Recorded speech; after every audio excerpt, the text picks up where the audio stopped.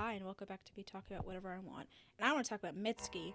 Mitski is a Japanese American singer, songwriter, and musician. Mitski takes up the bulk of my playlists. Mitski just wants to be left alone, and I don't blame her. Mitski has nothing to do with this video. I lied. This is a video about sad art. Get fooled. Act 1, Sad Art. I am an artist. I do, in fact, create art. Someone would say it's my entire personality. I make all different types of art for several reasons. Sometimes I make something dumb because I think I'm funny. Sometimes I make some fan art because a piece of media caused me to feel a feeling and I just had to get that out. Sometimes, most times, I create art of fictional characters that I made up in my brain. The characters I made to tell stories and puppet around and torture because I'm projecting and I don't want to talk about my problems. There's something enjoyable and cathartic about the medium of character creation and telling stories. It's a medium that allows me to be comfortable and open, but also have enough disassociation to not feel too bad and not have it be completely obvious that it's me. It's me. I be doing this to myself. Metaphorically, not literally. With art that I choose to share, I choose to share it for a few reasons. One, because I think I'm contributing something good to society. Two, because I want people to like my art, and I want them to like me, and I want them to give me validation so I can justify my existence to myself. And that reason ties into a darker third reason, something, self-esteem, blah, blah, blah, the self-love, I guess. Ew. You could say that I'm very familiar with sad art. I've made a lot of it throughout my lifetime. Short lifetime, that is. I've really mentioned when I create OCs that I do project onto them. I've owned several notebooks and sketchbooks where I have vented more personal subject matter for no one but myself. But a lot of times with the things that I create for these personal notebooks and sketchbooks, I've gone unnecessarily hard on depictions of my own sorrow. For some reason, I feel like the art that stems from sadness is somehow inherently deeper than anything else. Is art stemming from sadness and suffering better than art that comes from more, I don't know, wholesome inspirations? Is angst better than fluff? I mean, you could say that anguish is a better motivator to make something. Like, I get really sad and suddenly I just have a desire to just express that through the power of art and creativity or something. But the last time I had a mental breakdown, I didn't make a Mona Lisa or a Starry Night. I just was really sad and I cried myself to sleep. Disappointingly. Act 2, romanticization and sad art, specifically music. Everything is named after acts because I am in fact a theater kid. Just deal with it. I think we as a society tend to hold troubled artists, quote unquote, up to too high of a standard. Many tend to believe that art just flourishes better under mental illness. PSA, I want to say that there's nothing wrong with creating art that's inspired by hardships and anguish or mental illness. We good? Good. We learn about the struggles, labors, and tragedies that affect great artists. The art created is an expression of these hardships, and sometimes it can be beautiful.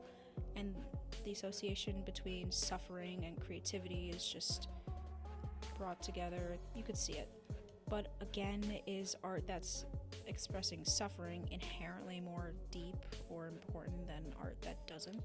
Well, a lot of people tend to think so. In actuality, studies show that there's no connection between creativity and mental illness. Van Gogh was a great artist and made some amazing art, but he was going through a lot and suffering a lot mentally. Last Words of Shooting Star is a great song, I think at least, but the emotions that pushed Mitski to write it were not beautiful. They weren't pretty, okay?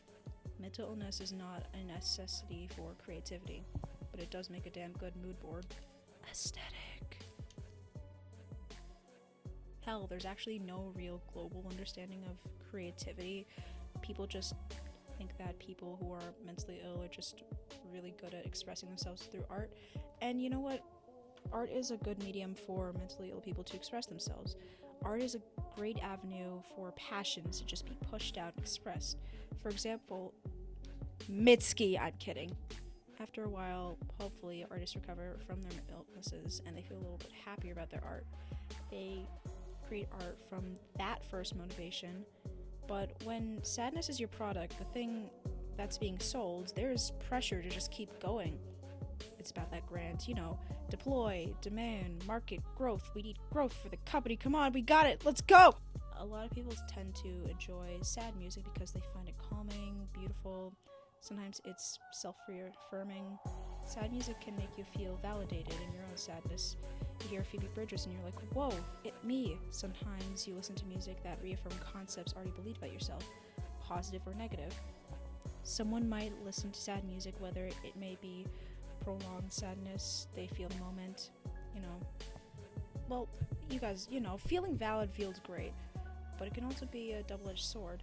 It could be cathartic on one end, but also cross into a line of romanticization.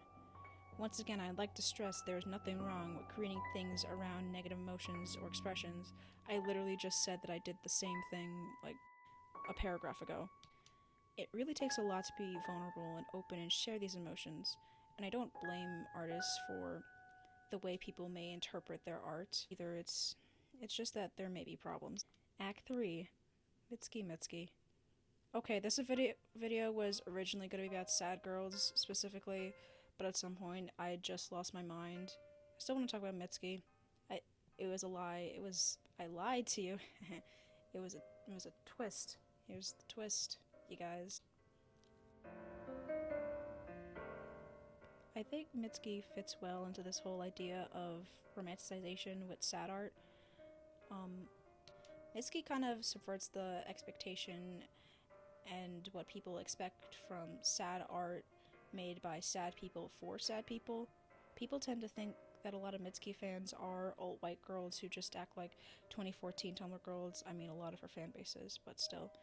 But Mitski has written a lot of honestly wonderful songs about her pain, but she doesn't romanticize her own sadness.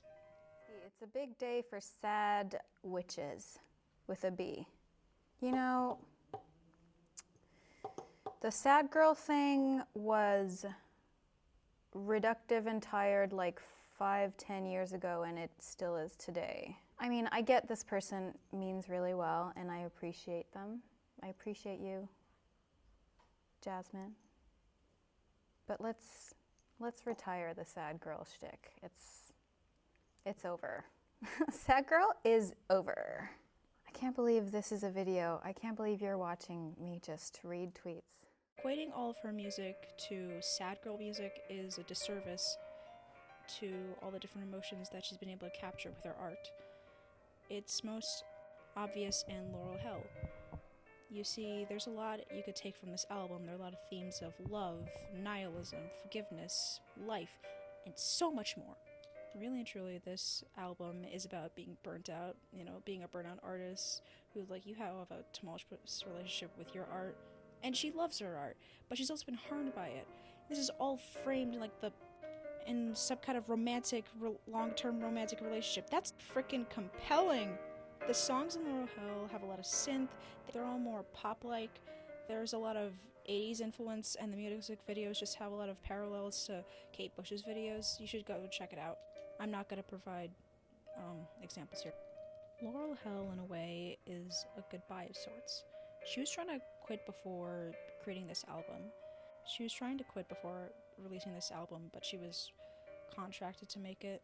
She's working for the knife. Mitski had to quit music to love it again, and it's still hard for her to love her art again. Even though this album exists to fulfill a contractual obligation, there's still a lot of heart and soul put into it. Something that Laurel Hell has that no other Mitski album does is its bluntness. Past songs and albums lamented on things. There's a lot of yearning, a lot of sorrow, and about life sucking. I mean, life does suck, but Laurel Hell is about acceptance. Sometimes you just gotta accept that you can't fix something, so you move on and you find joy in something else. I think Laurel Hell is a good example of just a subversion of sad art.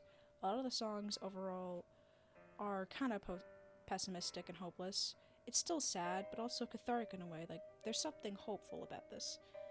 It feels like things are changing, and I honestly think that this album slaps. It works as a good finale, maybe, to Mitski's music career, if she still wants to quit. If she fulfills her contract, I hope she'll be able to do what she wants and be happy. I hope she'll finally make enough money for people to leave her alone like she wanted. Finale. What now? Okay, I have to be honest. I have no concrete end thesis for this visual essay. This was a pretty ambitious video for me, and originally this was going to be about sad girls, then it got super indecisive and decided to change the subject 75% in. Oops. So, I don't think there is anything really wrong with creating sad art. I'll probably keep creating my own share of sad, venti art, and I'll listen to my sad hour playlist every now and then. But there's a problem when we get into romanticization. But from personal experience, I can tell you that only consuming sad media and sad art for a long time, you will be stuck in a pretty dark place. This can definitely be amplified with mental illness. Art can be a great outlet to just for your feelings, but people tend to glamorize this whole quote-unquote tortured artist thing. I think as people become more and more aware and understanding of mental illness, it will be less mystified and less romanticized because people finally see it for what it is. Illness. That's not really a great note to end the video on. That's not really the point. This is also mostly about sad art, but thank you for watching. Don't like, don't subscribe. My ego is a beast. Don't feed it. Thank you and good night.